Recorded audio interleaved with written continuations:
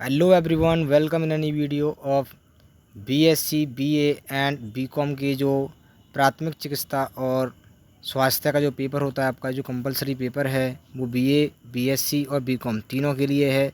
द्वितीय सेमेस्टर क्या है, द्वितीय सेमेस्टर सेकंड सेमेस्टर का ये वीडियो हम बनाने जा रहे हैं आपके लिए। तो बने रहिए वीडियो के साथ, और अगर आप इस चैनल पर नए हैं तो प्लीज़ चैनल को सब्सक्राइब कर लीजिए और वीडियो को लाइक करके हमें बताइए ये वीडियो कैसा लगा। कमेंट में भी बताना है वीडियो कैसा लगा, और जो भी टॉपिक आपको अगर आप वीडियो चाहिए तो वो टॉपिक भी आप कमेंट बॉक्स में लिख सकते हैं। और अगर आपने हमारे पहले की वीडियो देखे हैं तो आपको पता ही होगा कि हमने जो जो वीडियोस बनाए थे उसमें से कई सारे क्वेश्चंस एज इट इज़ बिल्कुल वैसे के वैसे ही क्वेश्चन में एग्जाम पेपर में पूछे गए हैं। तो वो क्वेश्चन बहुत ही इंपॉर्टेंट थे, इसीलिए ये भी इम्पोर्टेंट होने वाला है। इसीलिए वीडियो को बहुत अच्छे से और लास्ट तक ज़रूर देखें। क्या है ये चिकित्सा, प्राथमिक चिकित्सा एवं स्वास्थ्य का जो पेपर है वो आपके लिए हम लेकर आए हैं। तो इसमें क्या है, ऑब्जेक्टिव है, जैसा कि आपको पता ही होगा ऑब्जेक्टिव सीरीज़ है। तो ऑब्जेक्टिव का देखिए, पहला ऑप्शन क्या है, वह सहायता जो किसी प्रकार की दुर्घटना होने पर मेडिकल चिकित्सक के पहुंचने से पहले दी जाती है। जो मेडिकल चिकित्सक के पहले, यानी कि कोई भी डॉक्टर नहीं पहुंच पाया है उससे पहले जो जो आप उपचार कर रहे हैं वो सब क्या होते हैं, प्राथमिक चिकित्सा। जैसे कि मान लो किसी का अगर खून बंद नहीं हो रहा है तो प्राथमिक चिकित्सा क्या होता है, आप उस पर हल्दी भी लगा देते हैं या किसी कपड़े से अच्छे से कस के बांध देते हैं, जिससे क्या होता है, नसें थोड़ी सी ब्लॉक होती हैं और खून का जो बहाव है वो कम हो जाता है, इसीलिए प्राथमिक चिकित्सा कहते हैं उसको। नेक्स्ट है, वह व्यक्ति जिसने किसी प्राधिकृत प्रशिक्षण संस्थान से प्राथमिक सहायता प्रदान करने का प्रमाण पत्र प्राप्त किया हो उसे कहते हैं, तो उसे कहते हैं फर्स्ट एडर। फर्स्ट एडर मतलब क्या होता है, प्राथमिक चिकित्सा, प्राथमिक चिकित्सक फर्स्ट एडर, उसको क्या बोलते हैं, फर्स्ट एडर। नेक्स्ट है, प्राथमिक सहायता के लक्ष्य हैं। जो प्राथमिक सहायता जो दी जाती है उसका जो पर्पज़ होता है वो होता है जीवन की सुरक्षा, स्वास्थ्य में लाभ और समीप स्थित स्वास्थ्य सुविधा तथा तक सुरक्षित परिवहन सुनिश्चित करना, यानी कि कम से कम समय में लोगों की ज़्यादा से ज़्यादा मदद कर पाएँ, यही क्या होता है, प्राथमिक सहायता का लक्ष्य होता है। ऑप्शन इसका क्या है, डी। ये सभी ऑप्शन सही हैं। नेक्स्ट है आपका, सड़क परिवहन और राजमार्ग मंत्रालय ने भारत के राजपत्र के में भारतीय अच्छे सेमे रिटर्न तथा प्रत्यक्षदर्शी सुरक्षा दिशा निर्देश कब प्रकाशित किए, तो वो किए आपके मई 2015 में। क्या किए, भारत सरकार ने, सड़क परिवहन और राजमार्ग मंत्रालय ने भारत के राजपत्र का मतलब है जो भी आदेश निकलते हैं उसमें भारतीय अच्छे सेमेरिटन तथा प्रत्यक्षदर्शी सुरक्षा निर्देश कब पारित किए, तो वो किए थे मई 2015 में। नेक्स्ट है, सड़क परिवहन और राजमार्ग मंत्रालय ने सेमेटेरियन के संबंध में कौन सा दिशा निर्देश नहीं प्रकाशित किया, तो इनमें से कौन सा वाला दिशा निर्देश है जो प्रकाशित नहीं किया, तो वो ये सभी ऑप्शन क्या हैं, ये वाले किए कि अच्छे सेमेटेरियन की किसी भी नागरिक तथा आपराधिक दायित्व के लिए उत्तरदायी नहीं होगा। यानी कोई भी अगर मान लो अच्छी, जैसे कोई चिकित्सक है, अगर वो किसी की मदद कर रहा है तो अगर कोई गलती भी हो जाती है तो वो क्या है, वो क्या है, अपराध जो हुआ है, अगर भाई कोई मौत हुई है किसी की या फिर कोई नुकसान हुआ है तो अपराध तो है, लेकिन उसके लिए जो समय रिटर्न होगा वो क्या है, उत्तरदायी नहीं होगा। अगर हो गया तो हो गया। ऐसे ये क्या है, अच्छा समय रिटर्न किसी घायल को समीप स्थित अस्पताल ले जा सकता है तथा उसे तुरंत जाने दिया जाना चाहिए, यानी कि समय रिटर्न है। अब मान लो किसी व्यक्ति के अगर एक्सीडेंट हो गया तो काफ़ी लोग क्या करते हैं कि डर की वजह से नहीं लेके जाते हैं, कहीं उल्टा उन्हीं पर इल्ज़ाम ना लग जाए। तो समय रिटर्न क्या होगा, समय रिटर्न अगर वहाँ लेके जाता है किसी को अस्पताल में, घायल व्यक्ति को, तो उससे आप कुछ नहीं कह सकते कि ये कहाँ हुआ, कैसे हुआ, क्यों हुआ, उसने वहाँ पहुँचा दिया, उसका सिर्फ इतना ही काम था। अब बाकी का जो काम है वो डॉक्टर्स देखें। तीसरा ऑप्शन क्या था कि अच्छे समय रिटर्न के संपर्क विवरण का खुलासा स्वैच्छिक होना चाहिए, यानी कि उसका जो भी विवरण है अगर उसकी इच्छा है तो वो बताएगा, अपनी जानकारी देगा आपको। अगर उसकी इच्छा नहीं है तो वो आपके प्रश्नों का उत्तर देने के लिए उत्तरदायी नहीं होगा, कि नहीं आपको बताना पड़ेगा आप कहाँ से हैं, कौन है, कैसे हैं। घायल व्यक्ति था, उसने उसको पहुँचा दिया, बस उसका इतना ही काम था। तो ऑप्शन नंबर जो डी वाला था वो गलत है, कि अच्छा समय रिटर्न विभिन्न प्रश्नों के प्रति उत्तरदायी है। यानी कि ये जो प्रश्न पूछे गए हैं उनके जवाब उसको देने ही पड़ेंगे, ये ज़रूरी नहीं है। इसलिए ये वाला ऑप्शन क्या है, गलत है। बाकी ये सब क्या है, सही है। वो इच्छा है उसकी, अगर वो अपना पता या अपना डिटेल बताना चाहता है तो वो बताएगा, नहीं तो नहीं बताएगा। अगर मान लो वो किसी घायल व्यक्ति को हॉस्पिटल लेके जाता है और अगर वो चाहता है तो बताएगा, नहीं चाहता है तो नहीं बताएगा। रुकना चाहता है तो रुकेगा, नहीं तो नहीं रुकेगा। आप ज़बरदस्ती उससे नहीं कर सकते। तो ये होता है अच्छे समरिटन का कार्य, और ये भारत सरकार ने स्टार्ट कर दिया है। नेक्स्ट है, ABC नियम किन आवश्यकताओं को पता लगाने में सहायक होता है। तो जो ABC नियम है वो आपका एक खुली एवं साफ श्वास नली, पर्याप्त श्वास का आवागमन और पर्याप्त रक्त संरक्षण, जो ABC होता है उससे इतनी सारी चीज़ें पता लग जाती हैं। क्या लग जाती हैं? श्वास नली साफ है कि नहीं है, पर्याप्त आपका जो श्वास का जो सांस है वो आराम से आ जा रही है या नहीं, और आपका पर्याप्त रक्त संचरण मतलब BP नापने काम में आती है। तो ये क्या है, इसका ऑप्शन नंबर डी सही है। ये सभी काम इससे हो सकते हैं। नेक्स्ट है, श्वास मार्ग अवरुद्ध होने का कारण नहीं है। तो इनमें से कौन सा कारण है जिससे आपका स्वास्थ्य में उसमें श्वास में मार्ग में रुकावट नहीं आती है? तो वो कौन सा है? जीभ में शिथिलता के कारण पीछे की ओर लटकना और सिर का पीछे की तरफ झुकना। तो इनमें से कौन सा वाला नहीं है? वो है आपका ऑप्शन नंबर बी, कि अगर आपका सिर थोड़ा सा पीछे झुक जाता है, क्या हो जाता है? झुक जाता है। अगर आप खुद ही असुरक्षित हो जाएंगे, अगर मान लीजिए घायल व्यक्ति है, उसके शरीर का अगर आपके तरल लग जाता है, तरल पदार्थ का मतलब है कि अगर खून वगैरह लग जाता है तो आप उसकी मदद कैसे कर पाएंगे? तो इसीलिए क्या करना चाहिए, अपने हाथ धोने चाहिए अगर खून लग जाता है तो, और अपने हाथों पर दस्ताने पहन लेना चाहिए। फिर है, सड़क दुर्घटना की स्थिति में प्राथमिक सहायता का कर्तव्य है। तो जो भी सड़क दुर्घटना हुई है उस समय अगर कोई व्यक्ति किसी व्यक्ति की प्राथमिक चिकित्सा यानी प्राथमिक सहायता कर रहा है तो उस समय उसके लिए क्या क्या ज़रूरी बातें हैं, वो हैं आपकी ऑप्शन है इसका दा बात। यानी कि सबसे पहले ट्रैफिक नियमों का पालन करेंगे आप। ऐसे नहीं कि ज़बरदस्ती बीच में गाड़ी खड़ी कर दी और उसकी मदद करने लग गए, नहीं। पहले आप अपनी सहायता करेंगे और पुलिस या आपातकालीन सेवाओं से सहायता लेंगे। यानी कि पुलिस के जो भी नंबर्स होते हैं या आपातकालीन होते हैं, एम्बुलेंस वगैरह है, इन सभी की क्या करेंगे, मदद लेंगे। फिर क्या है, दुर्घटना स्थल के पास किसी को धूम्रपान न करने देना। यानी कि जिस समय व्यक्ति बीमार है, अगर वहाँ पर कोई अगर धूम्रपान करता है, अगर सिगरेट दारू वगैरह पी रहा है, तो उससे क्या है, जो व्यक्ति घायल है उसको समस्या होगी, और समस्या होने से क्या है, उसकी स्थिति बिगड़ सकती है। तो इसीलिए ऊपर दिए जो नियम हैं उन सभी का आप क्या करेंगे, पालन करेंगे, अगर आप एक प्राथमिक चिकित्सक हैं तो। या आप एक अगर कोई व्यक्ति प्राथमिक चिकित्सा का अगर मान लीजिए काम कर रहा है तो उसको इतने नियमों का पालन करना पड़ेगा। नेक्स्ट है, कौन सी स्थिति जीवन के लिए खतरा होती है? तो खतरा जो होती है वो होती है आपकी चेतना बाधित और श्वास बाधित। अगर आपकी चेतना का मतलब है एकदम आप कोमा पहुंच गए, आपको नहीं पता बाहर क्या हो रहा है, कैसे हो रहा है। और श्वास बाधित, अगर आपकी सांस बंद हो जाती है तब भी क्या है, आपकी ये जो स्थिति है ये खतरे वाली है। तो ऑप्शन ए और बी दोनों सही हैं इसके, यानी कि ऑप्शन नंबर सी इसका करेक्ट आंसर है। नेक्स्ट है, घायल व्यक्ति को केवल तभी दुर्घटना स्थल से ले जाना चाहिए जब घायल व्यक्ति अधिक खतरे में हो। बिल्कुल, अगर मान लीजिए थोड़ी बहुत समस्या है तो वो वैसे ही साफ हो सकती है।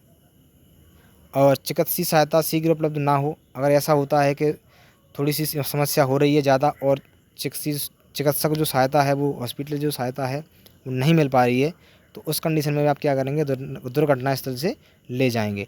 और स्थिति को सुरक्षित नहीं बनाया जा सकता, अगर मान लीजिए उसकी स्थिति में थोड़ा भी सुधार नहीं आ रहा है तो आप क्या करेंगे, तुरंत ही उसको किसी हॉस्पिटल में भर्ती करवाएंगे।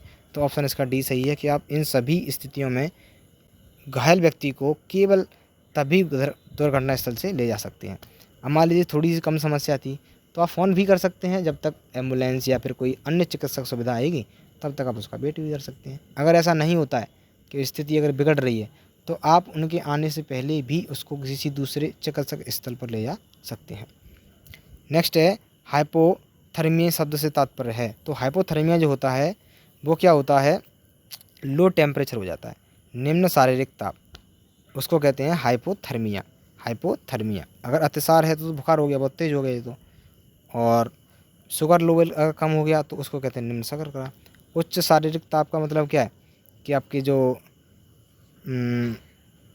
बॉडी का टेम्परेचर है वो क्या हो गया, हाई हो गया। हाई का मतलब क्या है, बॉडी का टेम्परेचर डिपेंड करता है वो किस पर, बीपी पे करता है। बीपी जितना ज़्यादा तेज़ हो जाएगा बॉडी इतना हीट हो जाएगी। तो ऑप्शन इसका क्या है, ए सही है। नेक्स्ट है हाइपोग्लाइसीमिया शब्द से तात्पर्य है। सो हाइपोग्लाइसीमिया क्या होता है, तो हाइपो का मतलब है निम्न, ग्लाइसीमिया का मतलब क्या है, रक्त शर्करा। ग्लाइसीमिया यानी कि ग्लूकोज मतलब शर्करा, चीनी, शुगर। तो ऑप्शन इसका क्या है, बी सही है। अगर यहाँ पे हाइपो नहीं लगा होता तो आप इसको क्या है, उच्च भी बोल सकते थे। तो नेक्स्ट है हाइपोग्लाइसीमिया। हाइपोग्लाइसीमिया की स्थिति में कौन से रोग से संबंधित है, तो इससे क्या रोग कौन सा होता है, मधुमेह यानी कि शुगर। नेक्स्ट है प्राथमिक सहायता देते समय घायल व्यक्ति को बचाना चाहिए। सर्दी से बचाना चाहिए, ना तो उसको ज़्यादा सर्दी लग पाए, ना ज़्यादा गर्मी लग पाए, ना ज़्यादा वर्षा लग पाए, क्योंकि अगर उसके चोट लगी है तो वर्षा तो उसके लिए बहुत ही नुकसानदायक है, क्योंकि उसको क्या है, पस भी हो सकता है उसमें, जो चोट लगी हुई उसमें। तो ऑप्शन क्या है, डी सही है। नेक्स्ट है ऐसे व्यक्ति को खाने या पीने के लिए कुछ न दें। कौन से वाले व्यक्ति को, गंभीर रूप से घायल हो उसको आप खाने के लिए ना दें, क्योंकि खाना अगर उसने खा लिया तो हो सकता है बॉडी ज़्यादा थोड़ा काम करेगी तो वो पचा ना पाए। नींद आ रही है अगर व्यक्ति को, घायल व्यक्ति को, तब उसको खाना ना दें। और मिचला महसूस हो रहा है यानी कि उसको थोड़ा अगर चिड़चिड़ाहट हो रही है, अच्छा महसूस नहीं हो रहा है, उस समय उसको ना कुछ खाने को ना कुछ पीने को दें, क्योंकि उसको पलटी हो सकती है। तो इन सभी स्थितियों में उसको कुछ भी खाने को ना दें। ऑप्शन का है दाद बात सही है। नेक्स्ट है जीवन रक्षक गतिविधि है। तो जीवन रक्षक जो गतिविधि है उसमें क्या होता है, CPR, उसको क्या कहते हैं, CPR, जीवन रक्षक गतिविधि। आप क्वेश्चंस को रट लें, याद कर लें, अगर क्वेश्चन आएगा तो एग्जाम में as it is same to same पूछा जाएगा। कोई भी दूसरा क्या है इसका मेथड नहीं है कि अलग से क्वेश्चन नहीं बनता। आप ग्रेजुएशन में हैं, अच्छे क्वेश्चन पूछे जाते हैं, सेम टू सेम पूछे जाते हैं, आराम से इनको तैयार करें। आप चाहे BSc में हैं, चाहे BCom में हैं, चाहे BA कर रहे हैं, ये सब्जेक्ट कंपलसरी होता है, सबको पढ़ना ही होता है। और इसमें बहुत ही अच्छे नंबर लाए जा सकते हैं, क्योंकि थोड़ा सा याद करेंगे आराम से नंबर हो जाएगा। ये मैथ नहीं है, फिजिक्स नहीं है, केमिस्ट्री नहीं है, कोई अन्य सब्जेक्ट नहीं है जिसमें आपको थोड़ी बहुत डेट्स भी याद करनी पड़े या कोई फॉर्मूला हो। डायरेक्ट आप एक बार पढ़ेंगे आराम से याद हो जाएगा। नेक्स्ट है CPR का फुल फॉर्म, पूर्ण रूप, तो वो होता है आपका कार्डियो पल्मोनरी रेससिटेशन। ऑप्शन इसका क्या है, सी है। तो आप केवल लास्ट वाला जो वर्ड है आप उसको हाईलाइट करेंगे। और ये pulmonary, C for cardio. Cardio का मतलब क्या होता है, हार्ट से संबंधित होता है। CPR क्या होता है, CPR बॉडी जो आपका हार्ट है वो पंपिंग कर रहा है कि नहीं। और ये क्या है, रेससिटेशन। ऑप्शन नंबर इसका सा वाला सही है।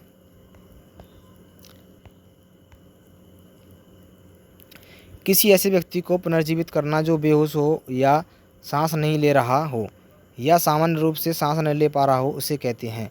तो वो जो प्रोसेस होता है वो क्या होता है, पुनर्जीवन। क्या होता है, ये पुनर्जीवन ही है। अगर किसी व्यक्ति को पुनर्जीवित किया जा रहा है जब वो बेहोश हो गया हो या सांस नहीं ले पा रहा हो या सामान्य रूप से सांस ना ले पा रहा हो, अटक रही हो, सांस में थोड़ी दिक्कत हो, ऐसा अगर कोई व्यक्ति अच्छा हो जाता है तो उस प्रोसेस को कहते हैं पुनर्जीवन। नेक्स्ट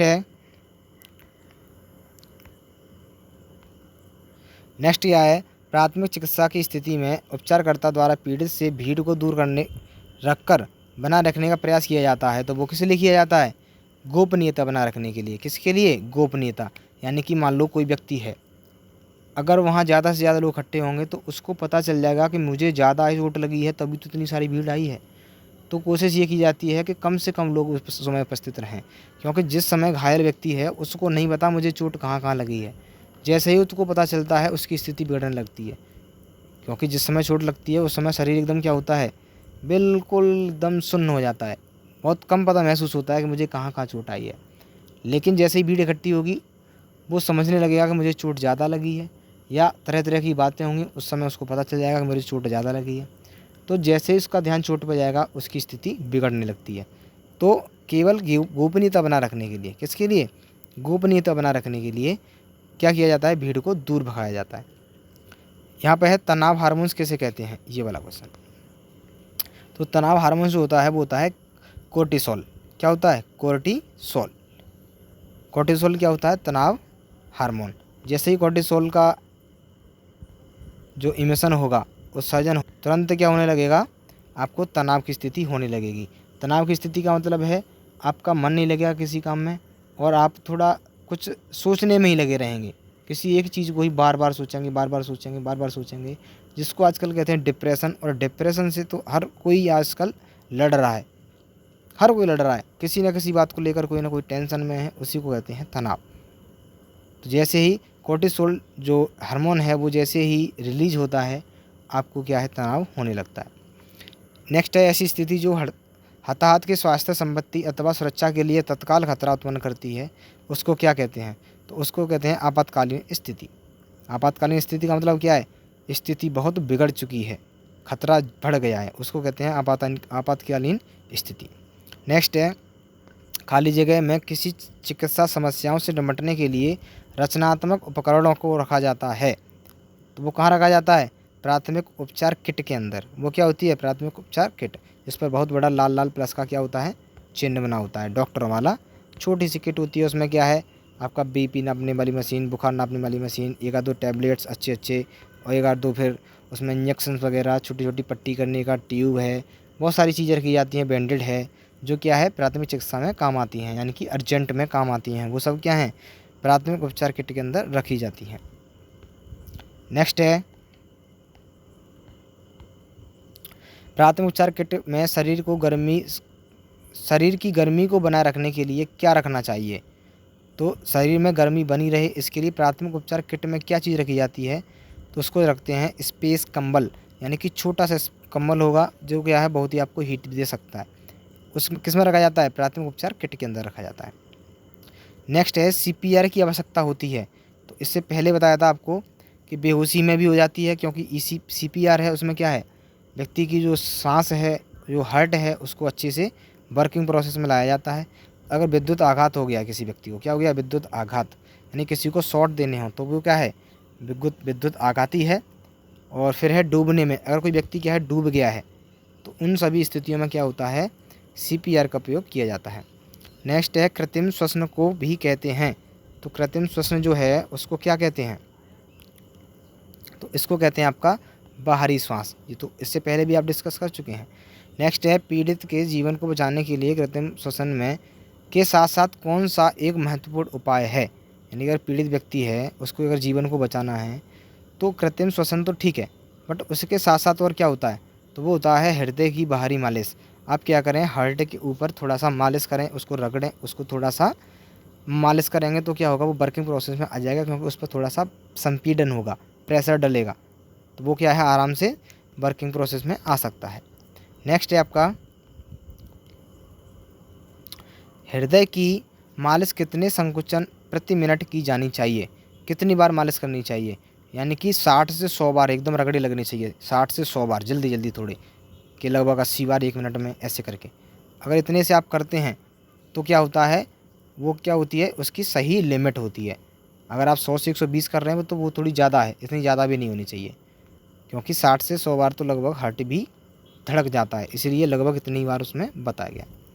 नेक्स्ट है एक बेहोश पीड़ित के श्वसन को खुला रखने के लिए किसका उपयोग किया जाता है।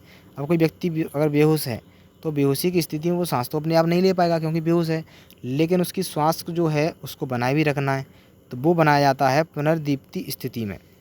किससे, पुनर्दीप्ति स्थिति से, मशीनों के द्वारा उसको क्या है सांस दी जाती है, क्योंकि अगर सांस बंद हो जाएगी तो व्यक्ति मर ही जाएगा, तो सांस को भी क्या है चलने देना होता है उसमें।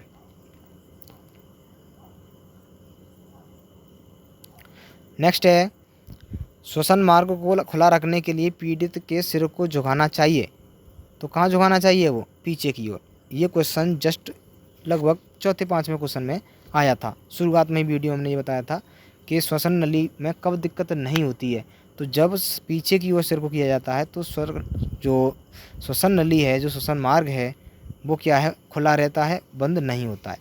नेक्स्ट ऐसा शब्द जिसका प्रयोग पीड़ित के आराम करने की स्थिति का वर्णन करने के लिए किया जाता है, तो वो किया जाता है रिकवरी पोस्चर, रिकवरी पॉस्चर का मतलब है व्यक्ति का ट्रीटमेंट हो चुका है, अब उसको थोड़ा सा आराम है, और अगर वो रिकवरी पॉस्चर में रहेगा तो उसको क्या है और भी ज़्यादा रिलीफ होगा, आराम मिलेगा।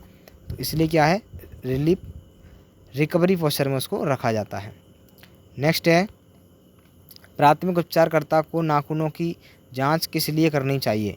तो जो नाखूनों की जो जांच होती है वो नाखूनों की स्थिरता और केश का पुनर्भरण। केश का मतलब हो गया कि उसकी जो अंदर बॉडी के अंदर जो केशिकाएं हैं, ऊतक हैं, जो छोटे छोटे सेल्स हैं, क्या वो अच्छे तरीके से अपने लिए एनर्जी गेन कर पा रहे हैं। इसका जो आइडिया है वो आप नाखूनों को देख के लगा सकते हैं। इसलिए क्या होता है नाखूनों के ऊपर ही क्या होता है कि नाखूनों को देखकर ही पता लगाया जाता है कि इसके अंदर जो उनके नाखूनों की स्थिरता है, यानी नाखून कहीं कटे पिटे तो नहीं होते हैं। कटे पिटे होते हैं वो भी एक बीमारी होती है। अगर केस का पुनर्भरण हो रहा है कि नहीं हो रहा है ये नाखूनों की जांच करके पता लगा लेते हैं। तो इसका क्या है पहला और दूसरा ऑप्शन दोनों सही है, तो इसलिए सा वाला सही हो गया। नेक्स्ट है असामान्य परिणाम प्राप्त होने पर प्रभावित शरीर तंत्र का खाली जगह मूल्यांकन किया जाना चाहिए। तो मूल्यांकन कैसे करना चाहिए? केंद्रित। कैसा होना चाहिए? केंद्रित। स्टेथोस्कोप द्वारा आंत की आवाज़ सुनी जा सकती है, तो वो LRQ द्वारा सुनी जा सकती है। नेक्स्ट है संक्रामक रोगों के संक्रमण के खतरे को कम करने के लिए सबसे प्रभावी उपाय है। तो सबसे प्रभावी जो उपाय है आपका हाथ धोना है। क्या है? अगर आप जितना भी ज़्यादा हाथ धोते रहेंगे आप उतना ही वायरस से, बैक्टीरिया से, जीवाणुओं से क्या रहेंगे, आप दूर रहेंगे। तो अगर रोगों में संक्रमण हो रहा है, संक्रामक रोगों के संक्रमण में यानी कि बचाव में सबसे अच्छा जो तरीका है, जैसे कि आपका कोविड-19 था, इसमें आप जितने हाथ धोएंगे, आप जितने आराम से हाथ धोते रहेंगे, क्योंकि हाथ ही हर जगह टच होते हैं। हाथ ही हर जगह टच होते हैं, आपका चेहरा नहीं टच होता। आप मुंह धोएं या ना धोएं, लेकिन आप बार बार अपने हाथ धोते रहें। उससे क्या होगा कि रोगों का जो संक्रमण होगा वो बहुत ही कम हो जाएगा। तो इसका क्या ऑप्शन ए सही है। नेक्स्ट है हाथों की सही सतहों को कम से कम साफ करना चाहिए। तो हाथ की जो सभी सतहें हैं, यानी कि आगे पीछे, अगल से बगल से, हथेली, उंगलियां, ये लगभग कितनी देर तक साफ करनी चाहिए? कम से कम 20 सेकंड तक साफ करने चाहिए। नेक्स्ट है प्राथमिक उपचार किट का प्रयोग नहीं है। तो इनमें से कौन सा वाला प्रयोग नहीं है? छोटा प्राथमिक उपचार ये तो है ही है, क्योंकि शुरुआती मिल जाता है। बड़ा प्राथमिक उपचार ये इससे हो सकता है, प्राथमिक उपचार किट से कोई भी बड़ी अगर गंभीर समस्या है तो उसका भी इलाज हो सकता है। नेक्स्ट है स्टरलाइज्ड प्राथमिक उपचार बॉक्स। तो स्टरलाइजर क्या होता है? एक स्टैंडर्ड अच्छे ऑपरेशन वगैरह के लिए, सर्जरी के लिए, तो इसका प्रयोग नहीं हो सकता है। और प्राथमिक उपचार प्रत्युच्चर सहायता किट, प्रत्युच्चर का मतलब हो गया एट द टाइम, से उसी टाइम पर जब कोई समस्या हुई है। ये मोस्टली क्या होता है प्राथमिक उपचार किट किसी अच्छी गाड़ियों में क्यों, लगभग मोस्टली 100% गाड़ियों में प्राथमिक उपचार किट दी जाती है, क्योंकि अक्सर एक्सीडेंट्स होते हैं वहीं पर ये काम आता है। अगर वैसे कोई व्यक्ति बीमार है तो उसको आप आराम से हॉस्पिटल लेके जाएंगे ही, लेकिन अगर आप ऐसे किसी प्लेस पर हैं जहाँ पर ये सुविधा नहीं है, गाड़ी चला रहे हैं, आप सुनसान जगह पर हैं, तो अगर वहाँ कोई आता है समझदार व्यक्ति तो आपकी गाड़ी से वो किट निकाल के आपका जो ट्रीटमेंट है वो कर सकता है। तो इसीलिए क्या है सभी मोस्टली 100% बाइक्स में, कार्स में, किसी अच्छी गाड़ी में, लग्जरी गाड़ियों में भी क्या है ये प्राथमिक उपचार किट रखी जाती है। नेक्स्ट है प्राथमिक उपचार किट की सामग्री नहीं है। तो इनमें से कौन सी जो सामग्री है वो इनमें से नहीं है प्राथमिक उपचार किट की? तो इनमें से क्या है, कैंची भी है, एयरवे भी है और टूर्निकेट भी है। जो ये शोषक रेशम के रोल हैं वो नहीं है। तो ऑप्शन इसका क्या है? सा वाला सही है। नेक्स्ट है घावों या कच्ची सतहों पर नहीं लगाना चाहिए। तो क्या चीज़ नहीं लगानी चाहिए? आपको स्प्रिट नहीं लगानी चाहिए। क्या नहीं लगानी चाहिए? स्प्रिट होती है जो सफाई करने के लिए होती है। सफाई करने के लिए जो होती है वो होती है आपकी स्प्रिट। क्या होती है? स्प्रिट। वो चीज़ क्या है? कच्ची सतहों या घावों पर, तुरंत के जो घाव हैं उन पर नहीं लगानी चाहिए, क्योंकि उससे क्या है घाव बढ़ जाते हैं।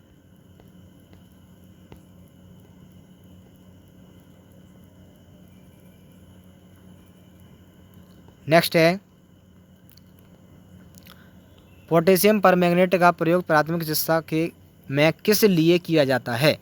तो पोटेशियम परमैंगनेट जो होता है प्राथमिक चिकित्सा में सांप के काटने पर ये काम आता है पोटेशियम परमैंगनेट, और गले के में गरारों के लिए काम आता है, और मूत्राशय धोने के लिए ये क्या है काम आता है। तो उपयुक्त में से ये सभी में काम आ जाता है क्या? Potassium permanganate. नेक्स्ट है CPR प्रक्रिया है। ये क्वेश्चन तो बार बार रिपीट हो रहा है, एग्जाम में आने की संभावना पूरी है। तो वो किसके लिए काम आता है? श्वास बचाव एवं छाती संपीड़न, इसके लिए तो काम आता है CPR। इससे पहले ही बताया था आपको। ये है आकस्मिक घटना के समय प्राथमिक चिकित्सा दी जाती है।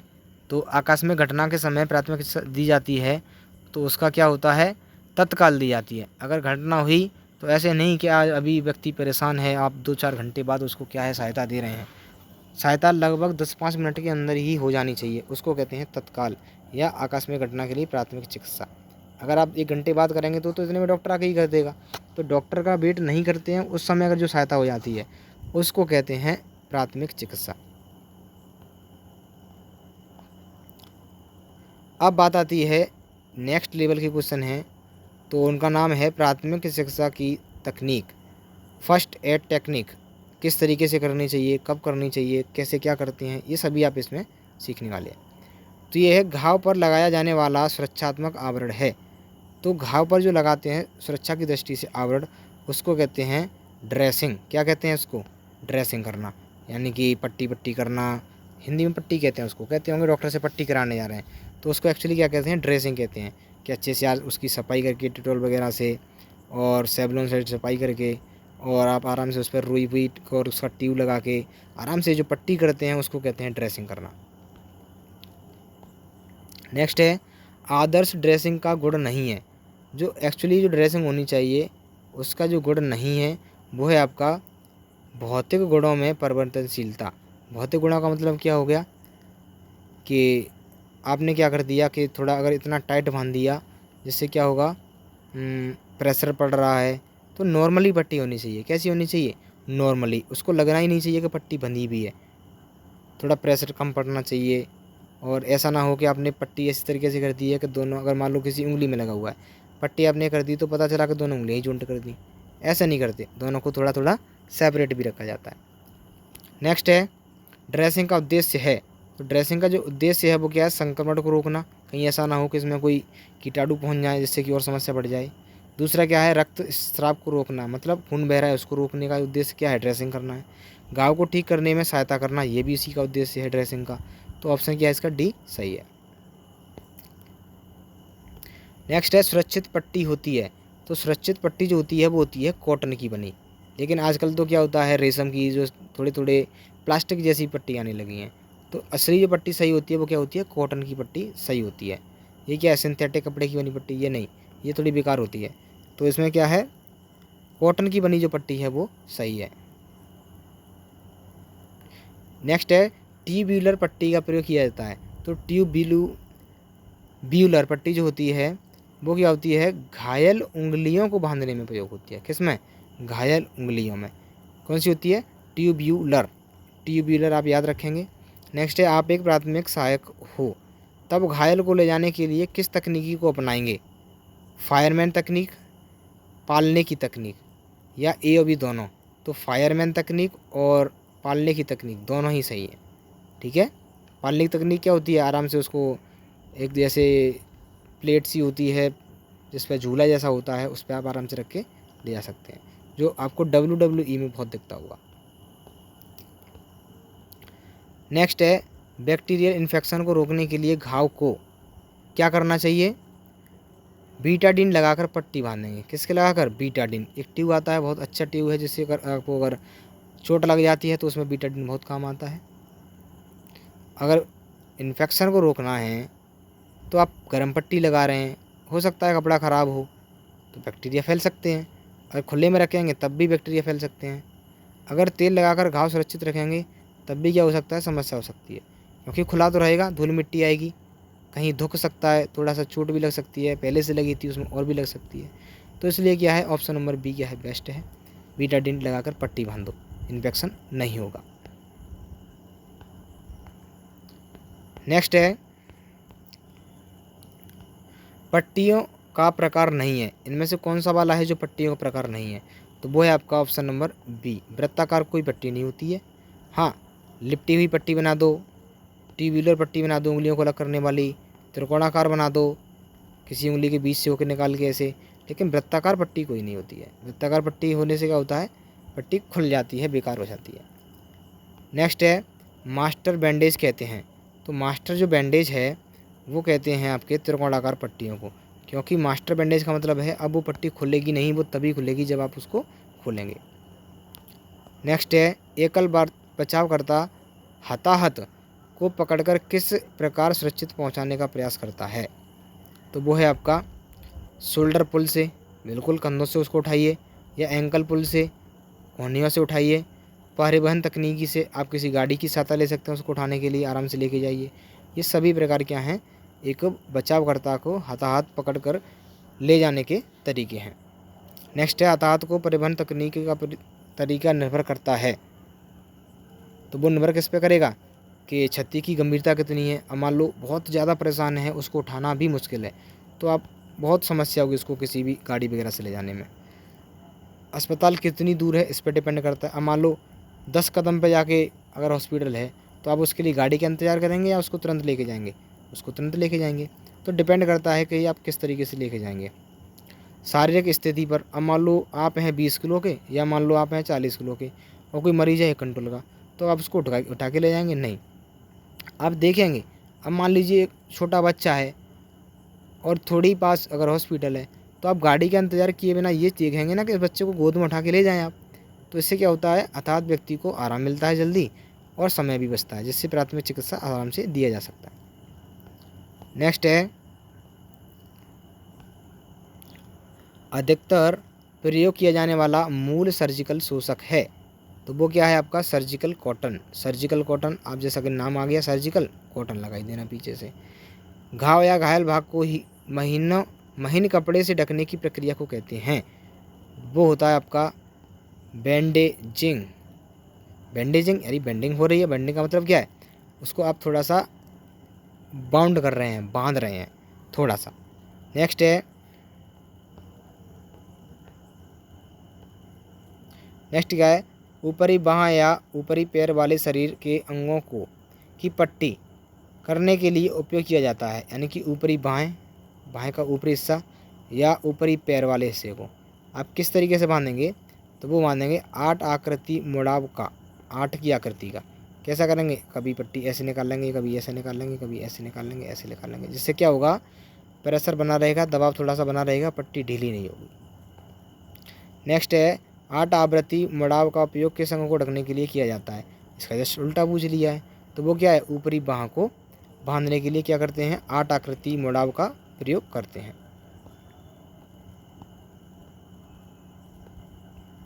नेक्स्ट है स्पाइका पट्टी का उपयोग किया जाता है। तो स्पाइका पट्टी जो होगी उसका प्रयोग कमर के लिए भी किया जाएगा, स्तन के लिए भी किया जाएगा, अंगूठे के लिए भी किया जाएगा। ऐसे पार्ट्स जहाँ से क्या है पट्टी सरक सकती है, उन पार्ट्स को आप क्या करेंगे, स्पाइका पट्टी का प्रयोग करके बांधेंगे। नेक्स्ट है आपका रेक्टल मरहम पट्टी को बरकरार रखने के लिए क्षैतिज पट्टी पर कौन सी पट्टी बांधी जाती है? तो वो बांधी जाती है आपकी ऊर्ध्वाधर पट्टी। यानी कि आपने ऐसे ऐसे करके पट्टी बांधी है, वहाँ पर आप क्या करें 1 टाइम्स ऐसे करके ऐड कर दें, तो वो क्या पट्टी अच्छी हो जाएगी, मजबूत हो जाएगी।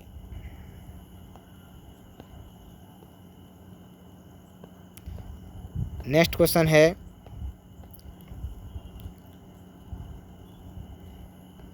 तिकोनी पट्टी को सुरक्षित रखने के लिए किस गांठ का प्रयोग किया जाता है? तो देखो गांठ का नाम भी है, गांठ क्या है, रीफ गांठ। रीफ गांठ एक सादी गांठ होती है, एक होती है इंटरलॉक गांठ, दूसरी होती है ग्रेनी गांठ। तो आप क्या लगाएंगे, रीफ गांठ लगाएंगे। कब? जब तिकोनी पट्टी को सुरक्षित रखना होगा तब। यहाँ का चोट की स्थिति के ऊपरी भाग की गतिविधि को प्रतिबंधित करने के लिए उपयोग किया जाता है। तो वो किया जाता है गलवाही। क्या किया जाता है, गलवाही। मतलब आराम से गले में एक पट्टी सी डाल देते हैं और उसको क्या है बाहें में लगा दी, तो वो क्या बन गया, गलवाही बन गया। क्या बन गया, गलवाही। नेक्स्ट है तिकोनी गलवाही का उपयोग टूटी हुई के लिए किया जाता है। तो क्या है, हंसली के लिए। किसके लिए? जैसे गले से क्या है, हंसली टूट गई है, अब हंसली है तो हाथ पैर चलेगा, हाथ चलेगा तो उसका थोड़ा क्या है, मूवमेंट होगा, हलचल जो होगी वो सीधी गले की हंसली जो होगी वहाँ पर दर्द करेगी। तो आपका क्या होगा, गलवाही से आपके हाथ को क्या है, स्थिर कर दिया जाएगा। आप हाथ पैर चला नहीं पाएंगे हाथ को। जब हाथ नहीं चलेगा तो आराम से आपकी हंसली जो होगी वो सही बनी रहेगी।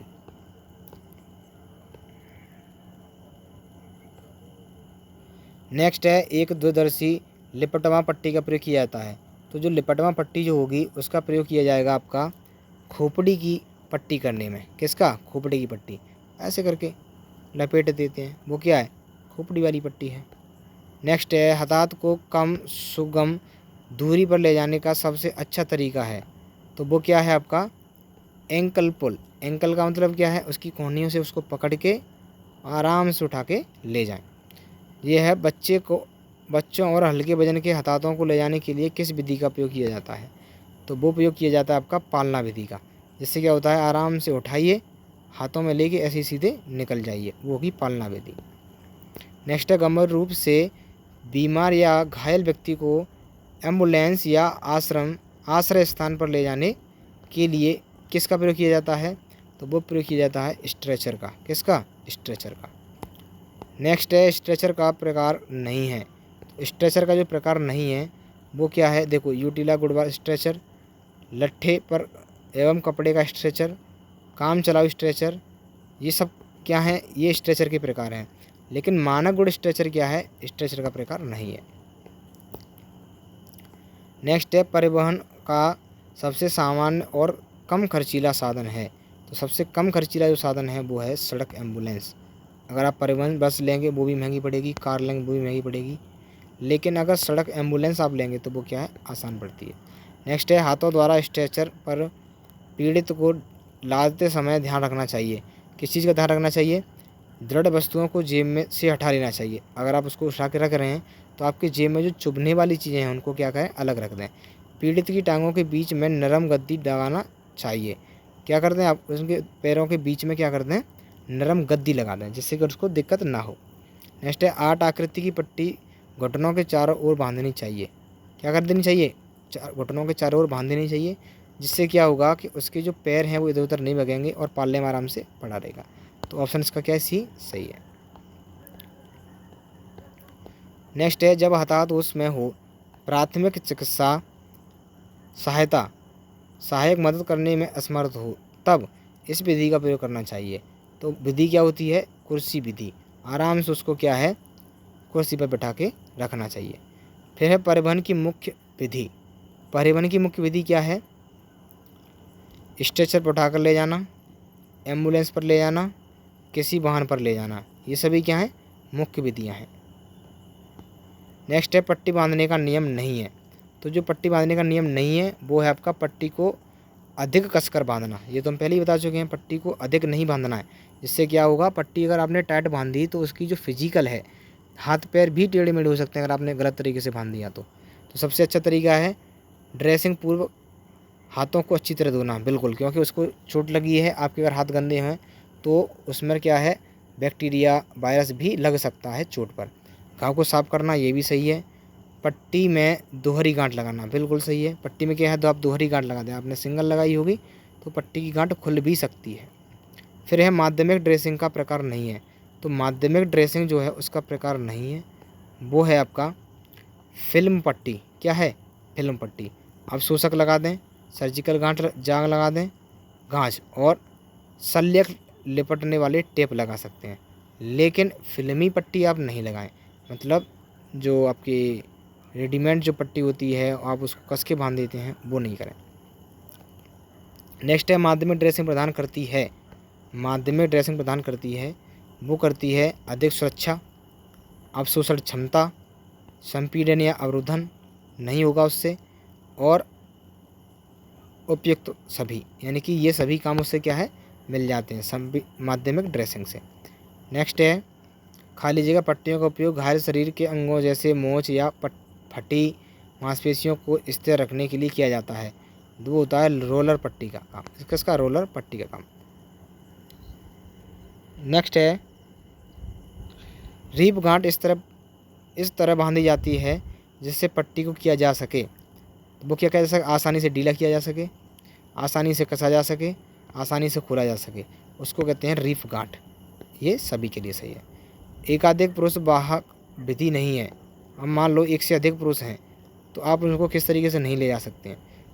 4 हाथों वाली आसन विधि गलत, 2 हाथों वाली गद्दी विधि गलत, अग्निशमन कर्मी की भांति उठाव विधि, यानी कि आराम से उठा के सभी को क्या है आराम से एक जगह पर रख सकते हैं। फिर एकल वाहक विधि।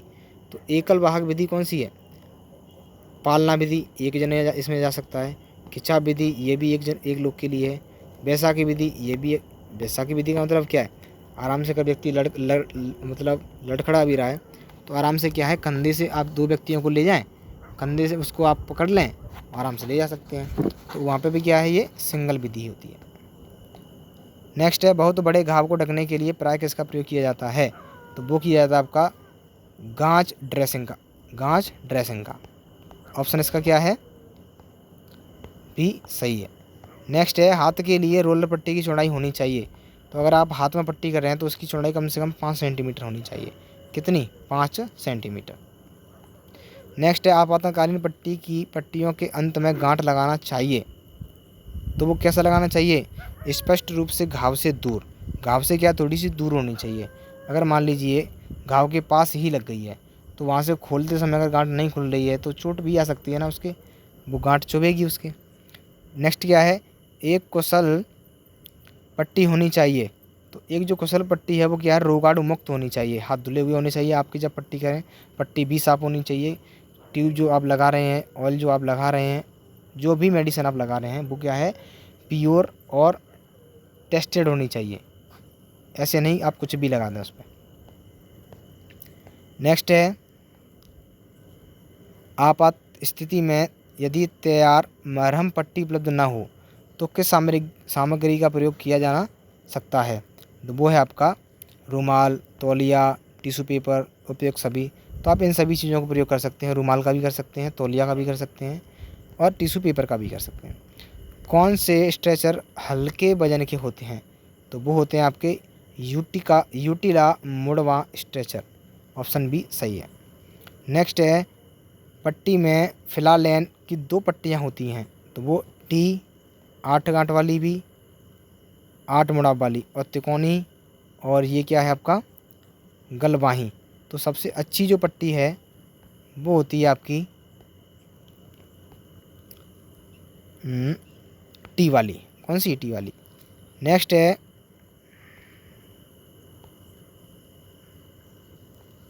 वृत्ताकार मुड़ावों की पट्टी को निम्न में से किस अंग पर ठीक से नहीं लगाया जा सकता। तो वो नहीं लगाया जा सकता कोहनी पर, जांघ पर। अगर कोहनी और जांघ पर आपने वृत्ताकार घुमाव की पट्टी लगा दी तो वो क्या है सरकेगी, ठीक से वर्क नहीं करेगी। नेक्स्ट है पट्टी इतनी तंग नहीं होनी चाहिए जिससे कि रक्त परिसंचरण यानी कि ब्लड का सर्कुलेशन, जो ब्लड बह रहा है वो रुक जाए। हालांकि पट्टी तेज़ हो जाएगी तो श्वसन नहीं रुकेगा, पाचन भी नहीं रुकेगा, आप खाना पीना खाएंगे होता रहेगा, उत्सर्जन आपका टॉयलेट है, यूरिन है, लेटरिन है, वो सब निकलता रहेगा। केवल इससे क्या रुक जाएगा, रक्त बीपी रुक जाएगा, ब्लड का जो काम है, ब्लड बह रहा है वो बहना बंद हो जाता है। नेक्स्ट है चौथी आसन के लिए कितने व्यक्तियों की आवश्यकता होती है। तो वो आवश्यकता होती है आपके 2 लोगों की। नेक्स्ट है पट्टी को अधिक कसकर नहीं बांधना चाहिए क्योंकि इससे रक्त प्रवाह अवरुद्ध हो जाता है। बस ये सही है। रोगी प्रसन्न होगा, नहीं होगा, रोगी को अधिक पीड़ा होगी, बिल्कुल होगी, लेकिन इतनी ज़्यादा पीड़ा भी नहीं होगी। कसकर बांधना कठिन होता है, ये भी सही नहीं है। आप जितना अच्छा कटर बांध सकते हैं लेकिन बांधना नहीं चाहिए। क्यों, क्योंकि इससे क्या होगा, रक्त का जो प्रभाव होगा, खून जो बह रहा है वो रुक जाएगा। तो ऑप्शन इसका क्या है, ए सही है।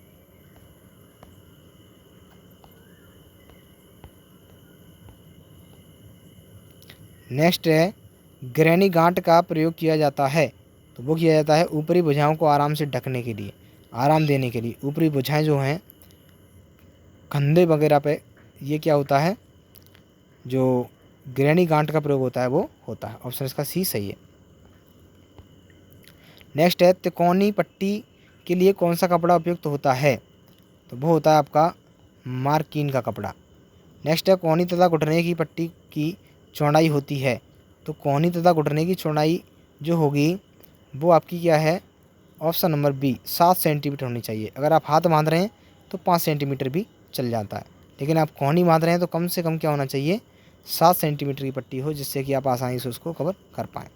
तो इस वीडियो में इतना ही, मिलते हैं नेक्स्ट वीडियो में, बने रहिए हमारे साथ। चैनल को सब्सक्राइब कर लीजिए, हम और भी वीडियो बनाने वाले हैं। इसके पूरे के पूरे वीडियो आपको प्रोवाइड कराएंगे। आपके एग्जाम्स जल्दी हैं, एग्जाम में बहुत ही हेल्पफुल होगा।